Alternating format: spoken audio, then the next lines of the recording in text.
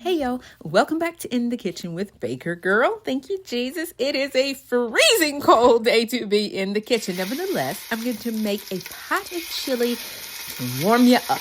Now, I'm starting off with plenty of olive oil in a Dutch oven. When the oil is screaming hot, and I mean smoking hot, go ahead and add in your meat. I'm using 1 pound of ground venison. You can use whatever you like. Now, put the meat in the pan and then leave it alone. Break it up and leave it alone. Let the meat sear. And I mean sear like this. You can actually let it go a little bit darker, but then your smoke alarm may come on. We don't want that to happen.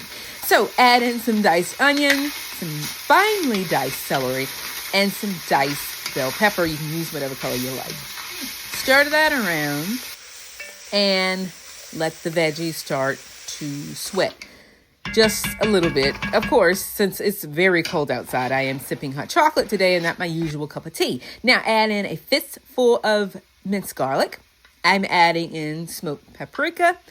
And I'm using a generous amount of these spices, mind you, not little pinches. This is chili. We need a lot of spice. This is chipotle. This is dried oregano.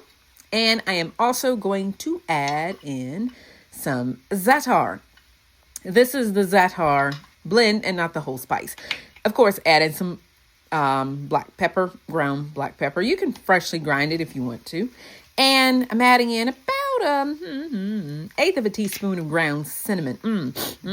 That cinnamon smells so good. Now, this is a spice that I use cautiously. This is Kashmiri chili. However, there are 2 types of Kashmiri chilies. One is not spicy and one is spicy. This is the spicy one, so go easy on it. It adds a lovely bright red color, all natural. And of course, you all know I got to add in my chicken bouillon.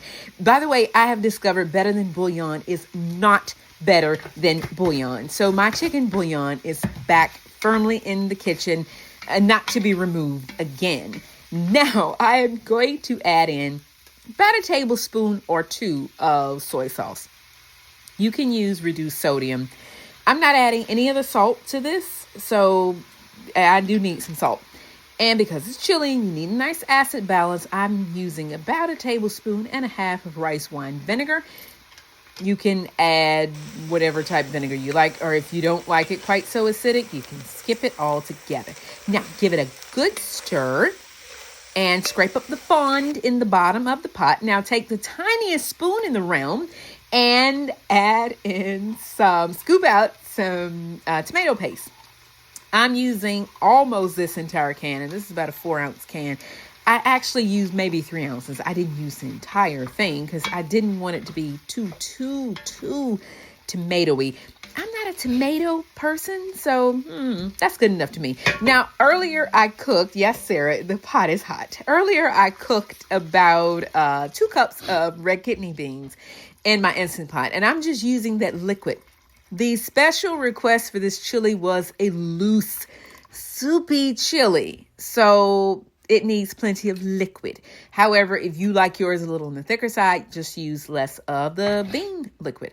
And I'm adding in, once again, a decent amount of the crushed tomatoes. You can use diced tomatoes. Put a lid on it. Let it simmer for let your pot go to sleep. Bye-bye. After about 10 minutes, so much for you being asleep, add in the beans. Now, you've done all your stirring at this point. Don't continue to over stir. You'll actually start to break up the beans. Remember, the beans are fully cooked. So stir gently. At this point, you can add in whatever extras you like. I think this is good. It's perfectly fine to me, but by all means, taste it and make sure you're happy with it. But I am very happy with this. So I am very happy with this video. I hope you guys give it a try. Give the recipe a go. Don't forget to like, follow, and subscribe, comment, share, and the good Lord willing, I will see you guys again, maybe on a warmer day in another video. Take care, y'all. Bye.